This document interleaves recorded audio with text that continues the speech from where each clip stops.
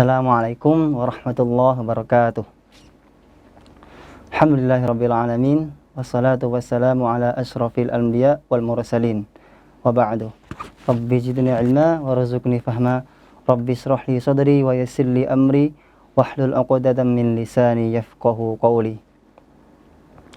Alhamdulillah, teman-teman sekalian, gimana, pada sehat? Alhamdulillah, kita bertemu lagi. Meski kali ini kita online ya, jadi tidak langsung tatap muka di tempat, tapi lewat jarak jauh.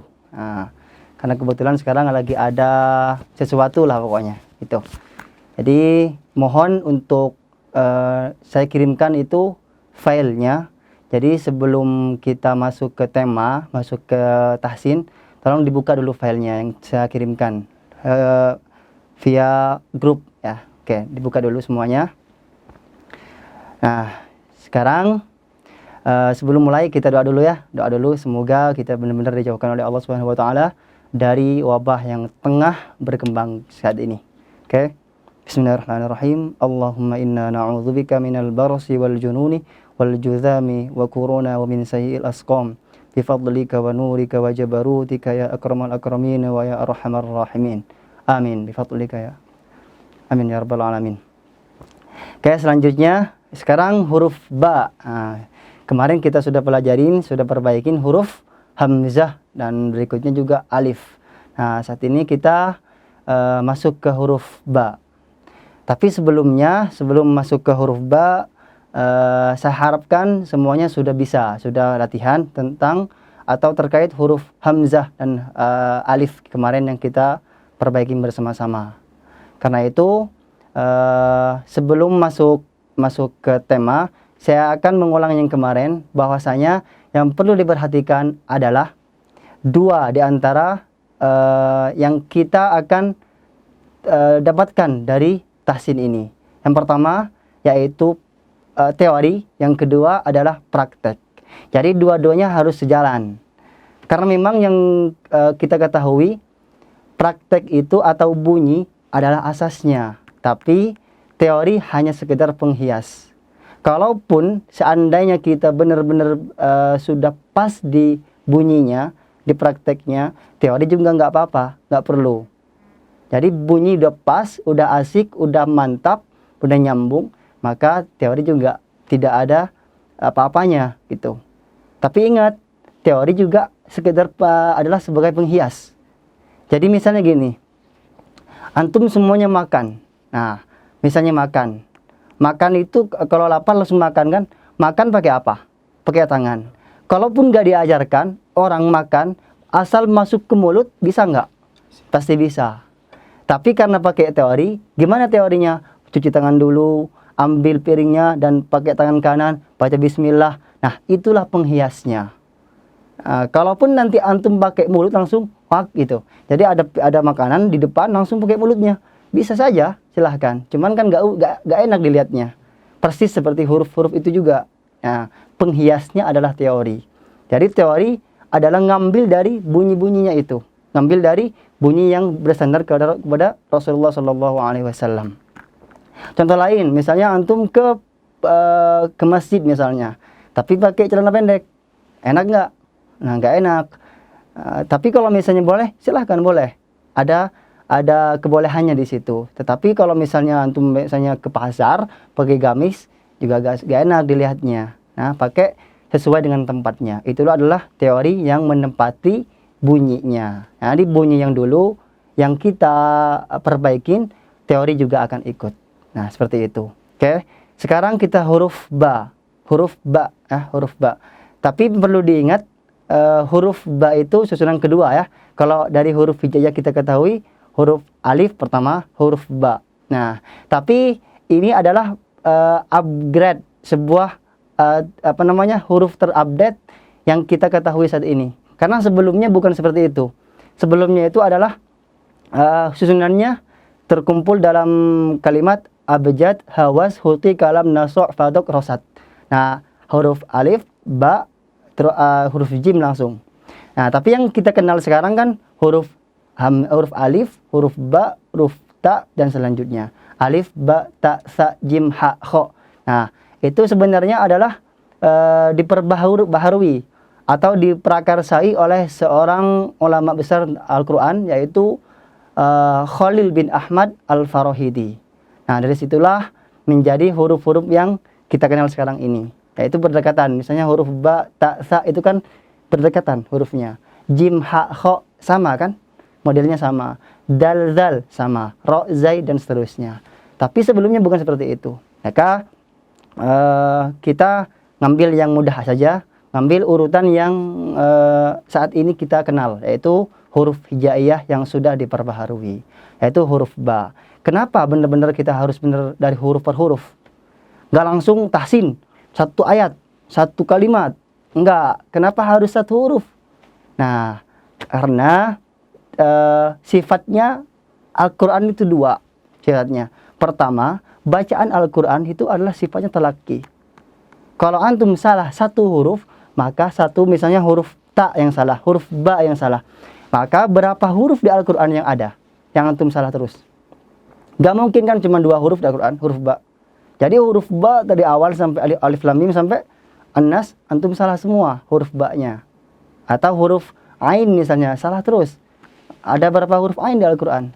Maka harus perbaiki dari huruf per hurufnya. Nah, dari situlah talaki yang perlu diperhatikan. Jadi kalau mudah nyambung, baru kita pergi ke teorinya, baru ke kalimatnya, baru ke ayat-ayat berikutnya. Yang kedua, sifatnya adalah mukjizat. Al-Quran mukjizat dari segala semua jalurnya. Kenapa di Al-Quran seringkali kita ketemukan adalah kalimat-kalimat Alkitab, Alkitab, zalikal kitab, kitabun anzalnah, wa hadza kitabun dan seterusnya. Ada kalimat kitab-kitab itu, kitabah, tulisan. Nah, bersandar dari situ semuanya, Al-Quran yang kita kenal, ya, itu ada nama-nama Al-Quran yang masyhur di Al-Quran itu ada 4. Nah, disitulah bersumber yang menjadi asal usul kenapa pentingnya tulisan atau bacaan per huruf-hurufnya. 1. Al-Quran diturunkan dengan nama Al-Quran itu sendiri. Seperti disebutkan dalam surah Al-Isra ayat 9. Inna hadzal Qur'ana yahdi lillati hiya aqwam. Al-Quran dengan mengatakan Al-Quran dengan lafal sendirinya. Inna hadzal Qur'an. Nah, Al-Quran yang langsung dicantumkan oleh Allah Subhanahu wa taala dalam surah Al-Isra ini. Yang kedua, Alkitab. Nah, banyak Alkitab. Misalnya di surah pertama, kedua, Al-Baqarah ayat kedua. Dzalikal kitabu. Atau surah Yunus misalnya, atau Hud, kitabun uhkimat dan seterusnya. Pakai kata kitab. Padahal sebenarnya pemahamannya kepada satu arti, yaitu Al-Quran sebenarnya. Nah, terus yang ketiga ada istilah al-zikr, al-zikru. Nah, misalnya di surah Al-Hijr ayat 9, Inna nahnu nazzalna dzikra. Sebetulnya kami menurunkan al-zikra. Lalu dikembalikan lagi kepada Al-Quran. Yang keempat, Al-Furqan, surah ke-25 ayat pertama. Tabarakalladzi nazzalal furqan. Nah, itulah 4 nama yang masyhur. Nah, kita kembali lagi kepada Al-Quran dan Al-Kitab. Kenapa bisa menjadi inisiasi untuk memperbaiki bacaan dan tulisannya? Karena setiap kali Allah menurunkan dua kata yang berbeda untuk satu arti, pasti ada yang beda maknanya. Jadi ketika Allah menurunkan dua kata untuk satu tujuan atau satu kategori ataupun satu arti, maka dua kata ini pasti berbeda maknanya. Tidak mungkin sama. Jadi tidak mungkin Allah menurunkan berbeda kalimat tapi satu arti, satu pemahaman. Pasti ada yang berbeda di dalamnya. Karena itulah pertama Allah menurunkan Al-Quran dengan lafal Al-Quran sendiri. Inna hadzal Qur'ana. Kenapa? Karena ingat yang tadi, sifat kedua adalah mukjizat. Mukjizat Al-Quran. Nah, karena itu Allah benar-benar menjaga bacaan-bacaannya. Bacaan Al-Quran benar-benar mukjizat dari Allah Subhanahu wa taala. Jadi menjaganya lewat apa? Al-Quran. Apa sih? Maksud dari kalimat Al-Quran itu? Yaitu karena Allah ketika menurunkan Al-Quran ini, Allah akan menjaganya lewat bacaannya. Seperti yang kita ketahui, Al-Quran itu berasal dari kata qara'a, ya qara'u, iqra, bacalah, bacaan. Allah menjaga Al-Qur'annya berdasarkan bacaan-bacaannya, bacaan-bacaan Al-Quran yang diturunkan kepada Rasulullah. Makanya bacaan dari zaman Rasul sampai sekarang nggak berbeda. Bahkan ditemukan berbagai qiraat yang bersandar kepada Rasulullah Shallallahu Alaihi Wasallam. Karena itu Al-Quran ketika diturunkan sampai sekarang nggak berubah bacaannya. Maka benar-benar dijaga oleh Allah lewat bacaan itu. Jadi mukjizat Al-Quran dari segala arah. Arah pertama Al-Quran. Yang kedua Alkitab. Nah, bukan hanya bacaan yang dijaga, tapi Alkitab, tulisan juga dijaga. Nah, jadi uniknya saat ini ketika kita menemukan bacaan-bacaan ataupun menemukan terjemah Al-Quran, dari bacaan Al-Quran, Alkitab, Al-Furqan, Al-Dzikr, rata-rata dimaknakan atau diartikan Al-Quran semuanya. Kitab diartikan Al-Quran, Al-Quran, Al-Quran, Al-Dzikr, Al-Quran, Al-Furqan, Al-Quran juga artinya. Padahal semua itu berbeda artinya. Berbeda artinya, tetapi merujuk kepada satu arah, yaitu Al-Quran. Nah, yaitu kenapa Alkitab berbeda? Karena Allah menurunkan Al-Quran itu lewat Alkitab. Apa Alkitab? Lewat tulisan. Allah benar-benar menjaga Al-Quran, kemurnian, keaslian Al-Quran lewat Alkitab. Makanya tulisan dari Zaid bin Sabit menuliskan di depan Rasulullah sampai sekarang nggak berubah tulisannya. Kecuali hanya tanda baca saja yang diperkembangkan oleh atau diinisiasi oleh ulama seperti Al-Aswad Ad-Du'ali, Khalil bin Ahmad Al-Farahidi, dan seterusnya. Nah, karena itu Al-Quran ketika berbeda dengan Alkitab, maka juga berbeda maknanya. Nah, disinilah pentingnya tulisan. Karena ada di Al-Quran tulisan yang tidak dibaca. Berikutnya ada bacaan yang tidak ditulis. Seringkali kita menemukan bacaan Al-Quran yang tidak tertulis. Sering juga kita menemukan tulisan Al-Quran yang tidak dibaca. Contohnya apa? Misalnya, coba kalau Quran standar yang diterbitkan di Madinah dan Mesir, kalau kita buka, ya ayyuhalladzina, ya ayyuhal, itu nggak ada huruf hamzahnya. Nggak ada huruf hamzahnya.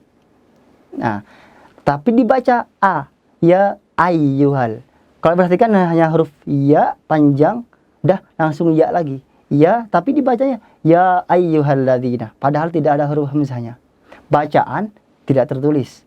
Atau misalnya jamiyun, nah, itu kan bacaan kita nggak tertulis. Seperti lagi kalau qiraah-qiraah lainnya aunabbiukum atau az-zakaraini, Allahu, al-ana, dan seterusnya. Nah, itu kan nggak tertulis. Atau wadduhi, dan seterusnya lah pokoknya. Nah, itu menandakan bahwa banyak sekali bacaan Al-Quran itu yang tidak tertulis, sebaliknya tulisan juga nggak terbaca. Apa yang tulisan nggak terbaca? Nah, misalnya bi'sal ismu, kita langsung singkat bi'sal ismu di surah Al-Hujurat ayat 11.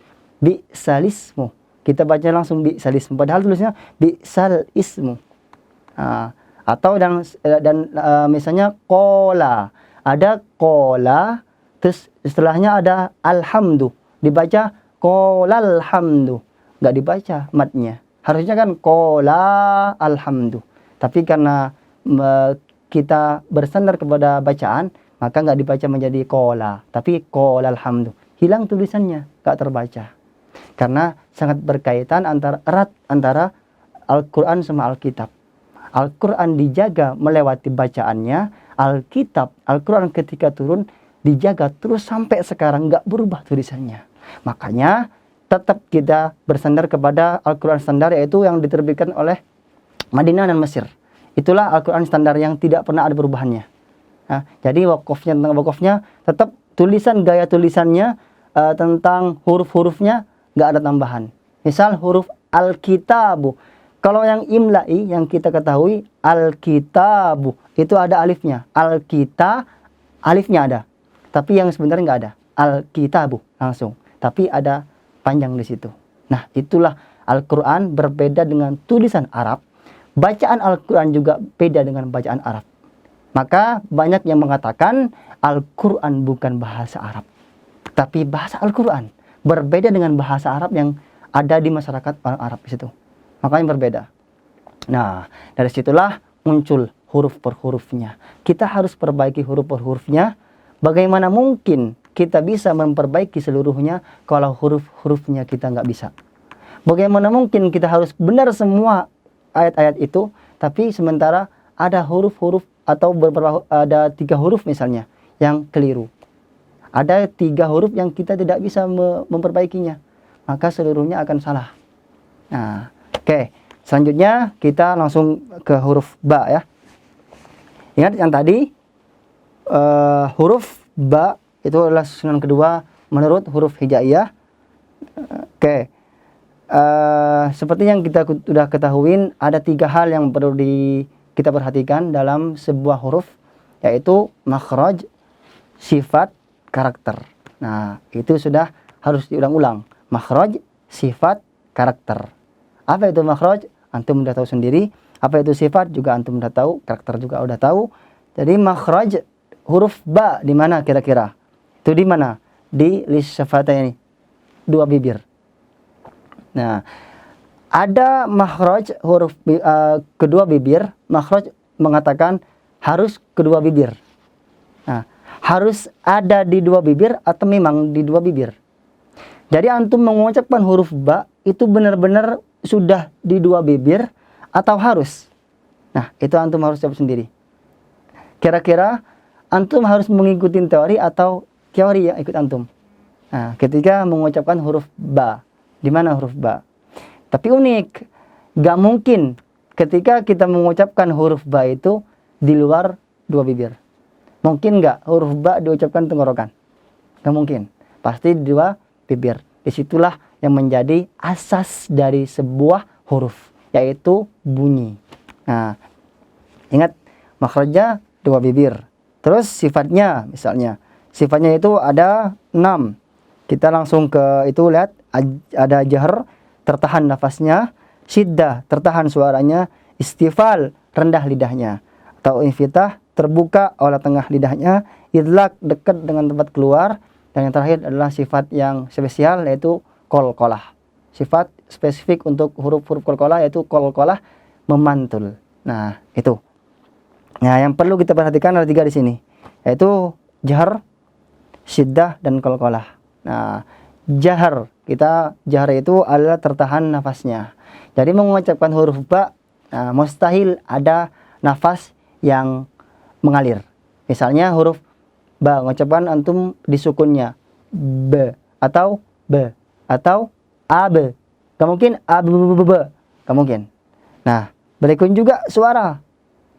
Gak mungkin juga ab, ada suara yang mengalir. Maka tertahan. Disitulah. Terus yang di qalqalah, nah ini sifat yang seringkali terlupakan karena qalqalah sifatnya memantul. Memantul. Ingat, memantul itu berarti nggak ada tambahan huruf lagi. Pantulan. Huruf ba gimana? Setiap huruf itu kembali kepada sukunnya. Sukun, ada sukunnya. Huruf ba nanti kita praktekkan. Kembali kepada sukun, bukan dari huruf ba fathah misalnya, baca ba. Huruf ba kasroh, baca bi. Tapi kita pertama yang kita latih adalah huruf sukunnya apa. Gimana bunyinya huruf ba yang sukun itu. Oke. Terus yang ketiga, karakter. Karakter itu sudah pasti huruf ba itu adalah tipis. Jadi nggak seperti huruf yang tebal pengucapannya. Jadi rahangnya tidak naik. Gimana? Ke bawah. Jadi tetap di situ aja. Jangan bergerak ke atas. Misalnya gimana tebal? Bo. Enggak. Tapi huruf ba. Biasa. Ba. Kalau dipatahkan. Nah. Oke. Kita langsung latihan. Coba perhatikan di buku, di filenya. Kita langsung ke pertama. Huruf ba. Sukun. Gimana sukun? Maka cara melatihnya kita harus tambah huruf e belakangnya. Jadi b.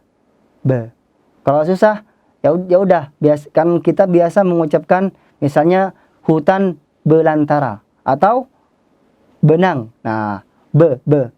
Itu sukun. Be. Bukan ba. Ba. Kenapa bukan ba? Karena kan kalau pantulan gak ada tambahan. Kalau huruf ba itu ada hamzahnya. Misal kita mengatakan huruf kalimat kasab, ba, ada hamzahnya. Nah, gimana sejatinya memantul itu? Maka pempantulan oleh ada tiga pendapat di situ. Tapi yang paling shorih, yang paling mendekati, yang paling mayoritas atau paling masyhur adalah yang ditambahin huruf b, e. Jadi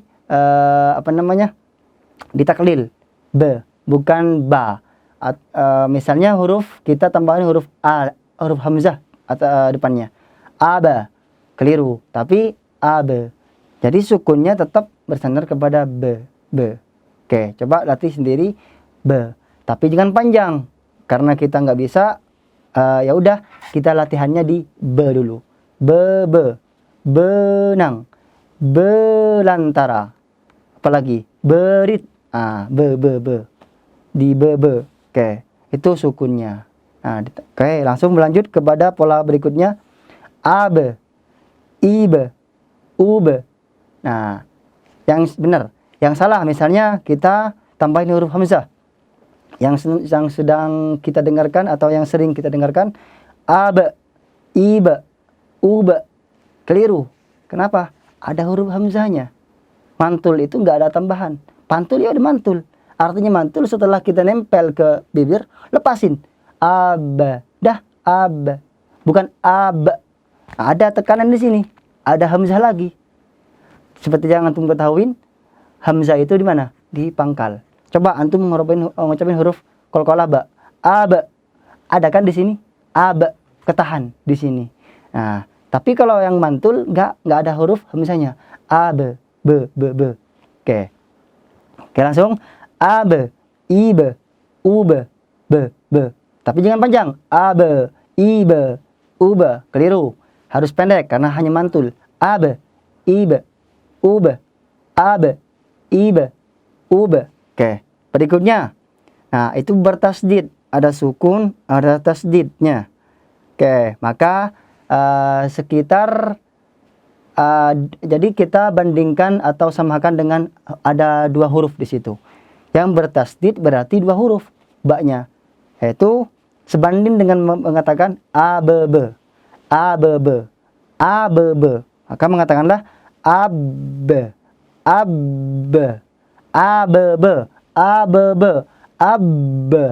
Oke. Terus ib. Oke. Terus yang ketiga ubab. Itu kan tasdid. Ubab. Oke. Ubab. Oke. Nah, makanya di Al-Quran ketika antum menemukan yang ada tasdidnya qalqalah, tahan. Oke, tahan dulu. Misalnya dzalikal yaumul haqqu. Bukan dzalikal yaumul haqqu. Enggak, tapi ditahan, bukan ditahan. Jaraknya sama seperti dua huruf. Karena tasdid. Tasdid itu berarti disiddahkan. Double.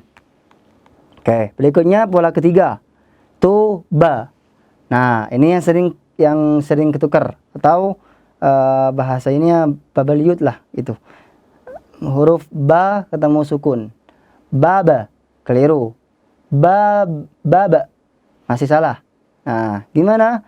Kita langsung bersandar kepada yang ditaklil. Bab. Ya, bukan baba. Bukan. Bab. Bacaannya bab. Nah, oke, yang kedua bibe. Bube. Baca cepat. Baba, bibe, bube. Jadi nyambung, nggak berhenti. Baba, bukan baba, biba, buba. Itu masih ada hamzahnya. Oke, sekali lagi saya ulang. Baba, bibe, bube. Oke. Terus yang sekarang bertasdid sama persis seperti yang tadi, yang ab. Oke. Bab, bib, bub. Cepat bacanya, gimana? Bab, bib, bub. Nah, tetap ketahan. Oke. Bab, bib, bub. Seperti itu. Terus berikutnya ini yang tidak mati ya akhirnya. Jadi tidak ada sukunnya, tapi biasa berharakat. Bab, bibi, bubu. Nah, bukan yang bab, tapi babba. Babba biasa. Karena harakatnya fathah bukan sukun. Kalau sukun tadi kan bab, bab. Nah, tapi yang sekarang juga berharakat. Maka bacaannya babba, bibi, bubu, babba, ba, bukan babbe, babba, babba, bibi, bubu. Oke, terakhir. Nah, maka setiap kali ada tasdid pertama, maka kita harus kembali ke sukun. Gimana sukunnya? B. Oke, tuh. Cuman di sini bertasdid, tahan. Gimana tahannya? Yaitu langsung tahan di awal. Bubibab. Nah, coba. Bubibab. Nah, bubibab. Oke. Jadi di situ terakhirnya juga sukun, bab. Oke. Yang perlu diingat lagi, ada satu atau ada beberapa huruf yang di Arab itu nggak ada di Indonesia, atau di huruf Arab nggak ada di huruf Indonesia. Sebaliknya, di huruf Indonesia nggak ada huruf di Arab. Nah, misalnya huruf P, P. Nah, P.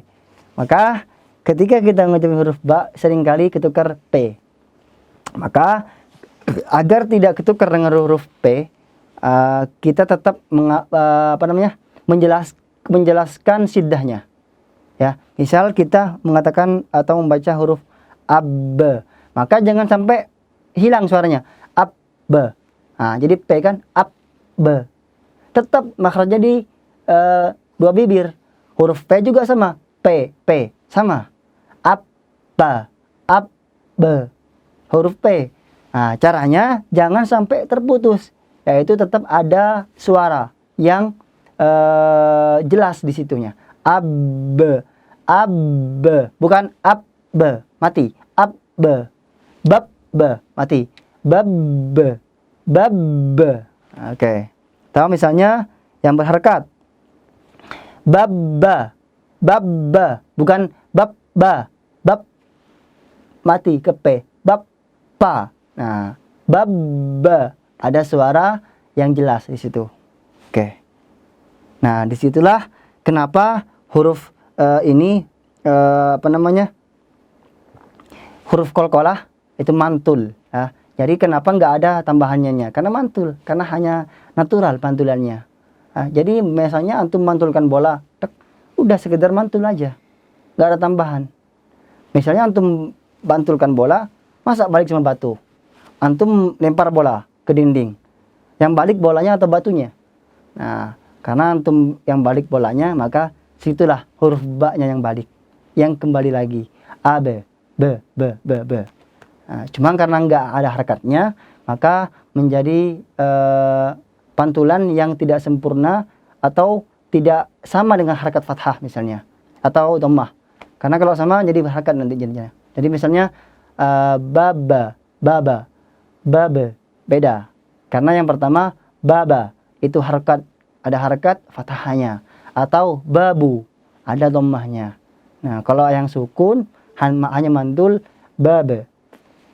Oke, contohnya yang misalnya contoh yang sukun misalnya, yang nggak bertasdid, huruf ba, kasab, atau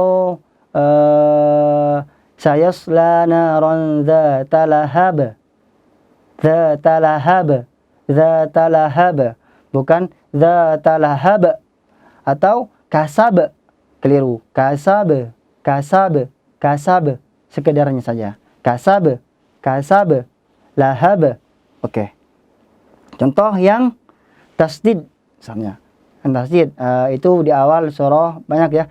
Misalnya di awal surah Al-Lahab ya, dibaca watab, ditahan. Ya, ditahan dengan kadar 2 kali huruf. Ya, huruf yang itu dikali 2 misalnya. Jadi ba-nya dikali 2. Tabbat yada abi labi watab, watabab, watabab, watabab, watab, watabab, watab. Nah, seperti itu. Atau kita baca misalnya yang sukun ya, tadi sukun. Kalau sukun hanya satu kan, saya selana dzata lahab, dah cukup. Nah, kalau yang itu harus 2, harus benar-benar ditahan ketika mengucapkan yang bertasdid. Misalnya tabbat yada abi lahabin watab, watab. Nah, ada kejelasan huruf ba-nya di situ, syiddahnya. Watab, bukan watab. Nah, gitu. Oke. Coba kita bareng-bareng baca dalilnya itu. Oke. Lisyafatainil wawu ba'un mimu. Lisyafatainil wawu ba'un mimu. Oke, ulangi lagi. Lisyafatainil wawu ba'un mimu. Itu dalil makhrajnya, huruf ba, karena ada yang sama, yaitu huruf wawu dan huruf mim. Jadi mim, wawu, dan ba itu sama di satu makhraj, yaitu di 2 bibir. Cuman sifatnya yang berbeda nanti. Oke, mungkin itu aja. Silahkan dilatih lagi. Oke, terakhir saya baca dari awal ya, yang pola barusan. Silahkan latih lagi, ulang-ulang lagi. Saya akan ulangin 2 kali. Ab, iba, ub. Ab, iba, ub. Kedua, ab, iba, ub. Lagi, ab, iba, ub. Terus yang ketiga, bab, biba, bub. Bab, biba, bub. Bab, biba, bub. Nah, gitu. Terus yang keempat, bab, biba, bub. Lagi, bab, biba, bub. Bukan bab, biba, bub. Bab, biba, bub. Oke. Terus pola kelima, bab, bibi. Sorry. Bab, bukan bab, tapi karena di sini berharakat, bab, bibi, bubu. Bab, bibi, bubu. Oke, terakhir, bubibab, bubibab, bubibab. Oke, jelaskan itunya, jaharnya, syiddahnya maksudnya. Jelas, tidak disamarkan seperti huruf P. Oke, tolong dilatih lagi. Ya, itu aja dari saya. Jika ada salah, mohon maaf. Kalau itu benar, itu dari Allah. Kalau itu salah, jelas dari kebodohan saya pribadi. Oke. Akhir kalam, ihdinas siratal mustaqim. Assalamualaikum warahmatullahi wabarakatuh.